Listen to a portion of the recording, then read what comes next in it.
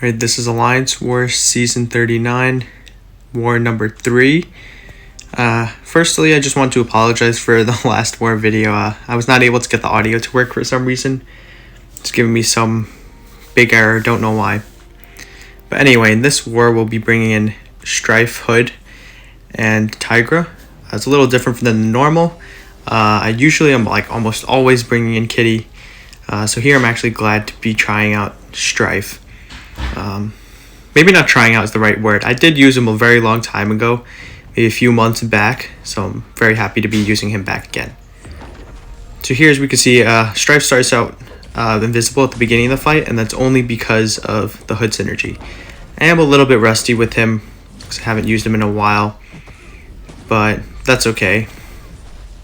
Do get clipped a little bit.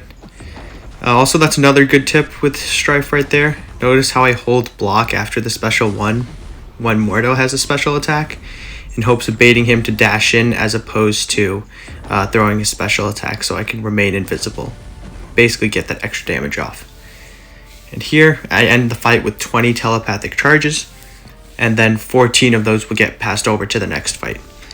And remember, he only passes those over to the next fight because of the fact that he is indeed max sig. If he's unduped, he won't pass any over. If he's low sig, he'll only pass over very few of them. So here it's a similar plan. Another good thing is that Stryfe is an evade counter, which is very helpful against Quicksilver sometimes. And these are Stryfe's ramp up fights, but they seem to go by pretty fast. I was quite surprised too as well.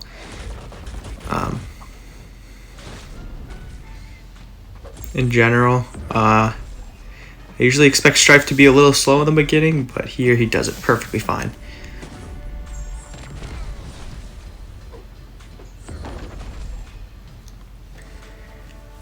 Alright, let's see.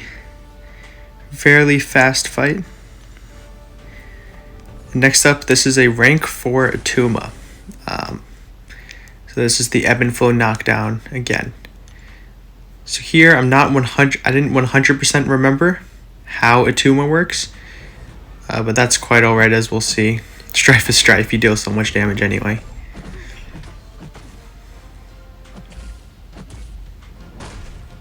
Yeah, there I didn't realize that Atuma's heavy is only one hit, and then I also forgot that Atuma can purify. It is a rank 4 Atuma, but he's going out pretty fast. And here again, I didn't realize that I can punish his special one. I forgot the animations for it. So it will cost me like a potion or so, but that's not a big deal. So here I just keep on spamming the special ones just to get those telepathic charges up to carry as many over into the next fight as possible. And there it is, Atuma is down. So here I made sure to have somebody else take that CGR instead of me, and I will be taking the Joe Fixit. So here this Joe Fixit does have that node where, I forgot what it's called, I believe it's Bubble Shields, where after 10 hits, he will go unblockable. So in case if he throws a special one, then you're almost screwed, because then Joe Fixit is guaranteed to break through your block, make you bleed. So one good thing with Stryfe is that if you end a combo with a light attack, you can consume a telepathic charge and block unblockable if anything goes wrong. Here usually you just want to bait special 2s, but just in case if something does go wrong, you can end one of your combos with a light attack and then block any unblockable hits if necessary. So here I was thinking about putting on another war boost, but I am low on boost in general, so I decided to just leave it at that. And as we'll see, it'll be perfectly fine.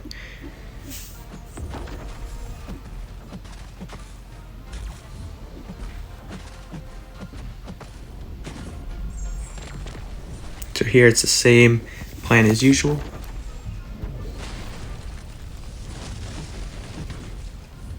And notice here, while he has a special one, while Joe Fixit has a special one, I don't end my combo fully. I hold my block, bait a heavy, and then continue hitting him to push him to special 2. And I just keep on healing from the disorient. It's not that big of a deal. And Joe Fixit goes down just like that. And I actually ended up gaining health during that fight.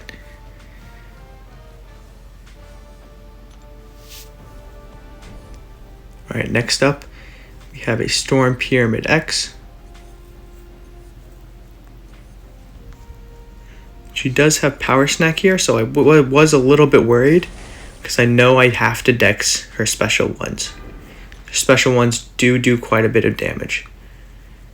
So I was a little bit worried, and as we'll see in the beginning, I'll be even more worried because look, she glances the first hit and it's almost no damage. I do another heavy attack, it's almost no damage. And then I do the third heavy and it's a lot of damage, so then I wasn't so worried anymore. And again, it's just a lot of damage from Stryfe here. That's absurd. And again, she does go unblockable, so you can always end a combo with light attack. See right there I do, just to be safe. But it's not a big deal.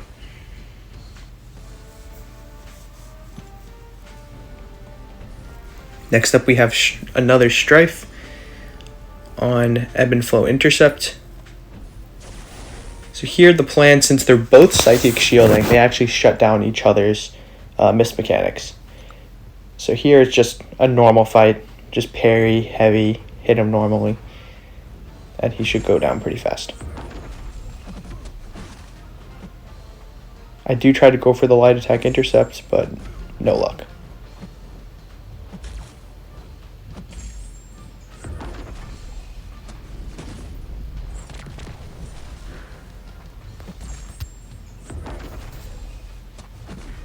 So there I land the intercept. I believe I just go straight for the special 2 here.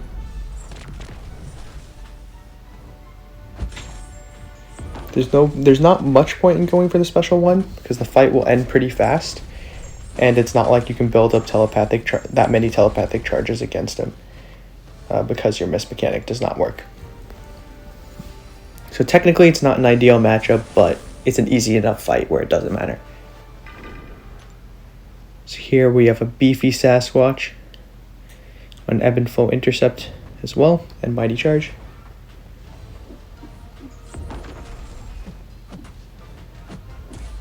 So there, I do go for the light attack intercept a couple of times, but it's not that big a deal. I do get clipped, but due to his slight protection, I guess you could call it, I go invisible and then I just counter with the heavy. Whenever that does happen and you do want to counter with a heavy, it's usually best to make sure that they don't have a special 1 or any special attack ready, because you can get hit right in the face if you do try to go for a heavy sometimes. So you just have to be a little bit careful of when you do and don't go for it.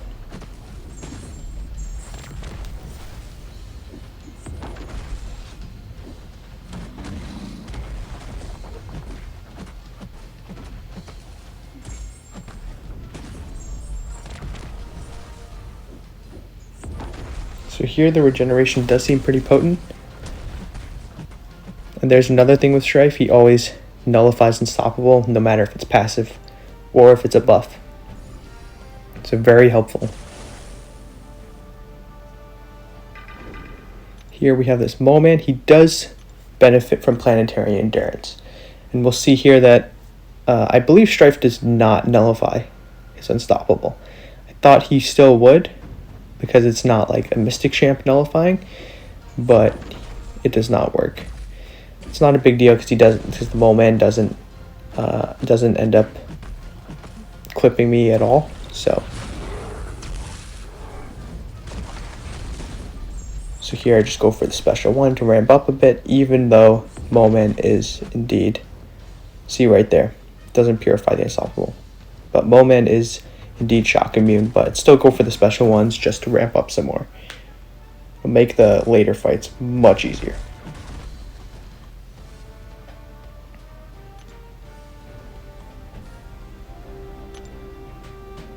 So here I have up my Tigra fights. I want to make sure I'm well boosted for these. Not running suicides. Tigra in general is better without suicides. for the sake of sustainability in Alliance War. But she does deal massive amounts of damage with Suicides on. So here, I decided to just leave Suicides off, put on my Mystic Power boost, and Advanced Power Start 1 boost. I do die against that Cersei. I'll explain that in just a bit. But here, Gore is pretty straightforward. We've seen this fight before. Just hit him a few times, get the neutralize up, bait heavies, let the special 2 rip, and then it's basically lights out for him. Debuff Detox was kind of nice there. I did turn on Debuff Detox, not for any reason specifically, but I figured why not.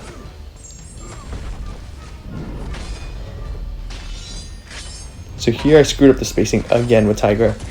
I believe it's a consistent just 4 dashbacks, and then you can heavy counter Gore special 1 every time. I keep screwing it up thinking that only 3 will work, but I believe it's consistent 4 every single time. Gore is not very fast. So here,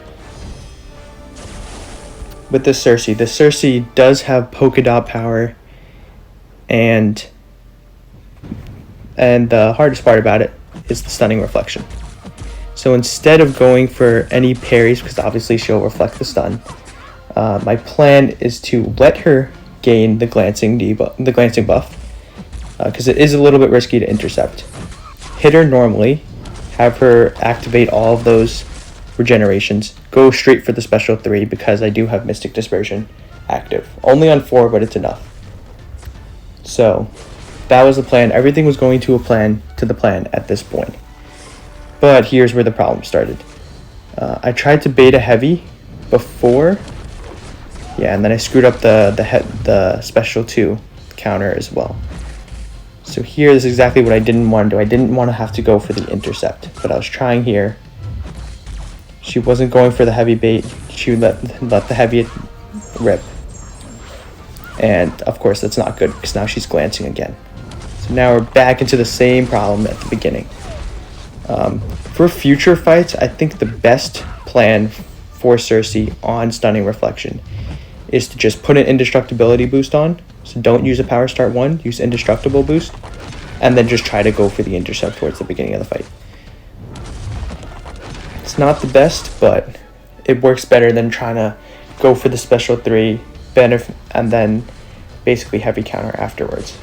It's very risky to try to intercept her. For some reason, this Cersei AI is pretty annoying as is. So here, everything starts going to plan. And then here we have another problem. I have to go for the intercept because she refuses to throw her heavy when the neutralize is off. So there, going for the special 3 is not the best route. I thought that would be the smarter move, but as we can see, it was not.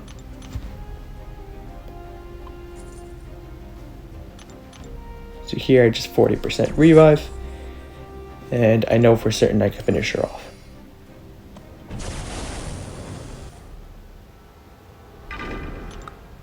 If I were in a Masters Alliance, I would probably be required to heal up to full to finish her off, but I was pretty confident. I do average around 12-13 fights every single war.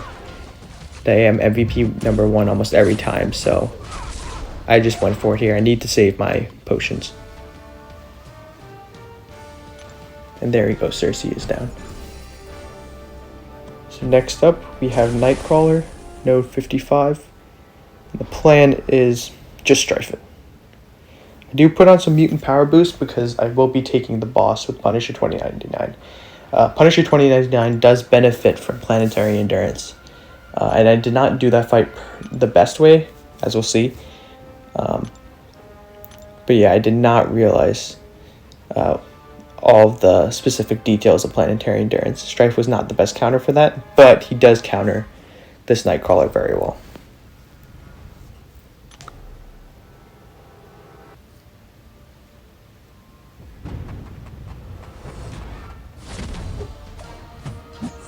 So again, with the hood synergy, we start the fight invisible. I just beta heavy here because I don't want to bother with the disorient active on me. And I just go for special 1s just to finish getting myself ramped up for that Punisher 2099 boss. And that Nightcrawler is going down very quickly. Stryfe really does hit like a truck.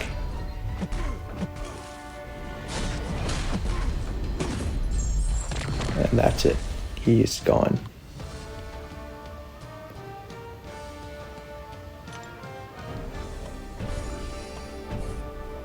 So now we have this Punisher 2099.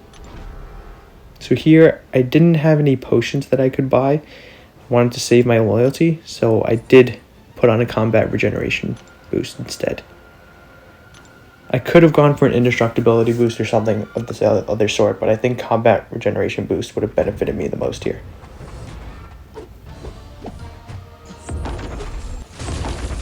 Punisher 2099 is a little bit annoying right there, and I do get clipped, but that's okay. So here we could see Stryfe is doing a lot of damage. So it seems perfectly fine. It seems this fight will go down very well.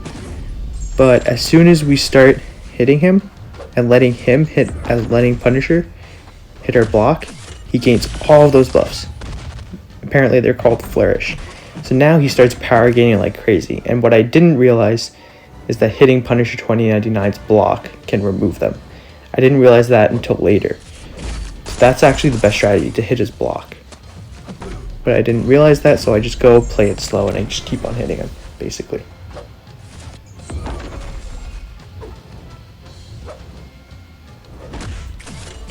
And it's quite a bit of block damage too.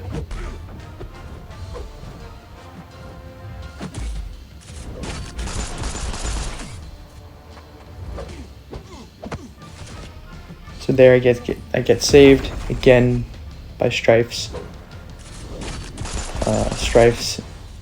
glancing mechanic and then going invisible.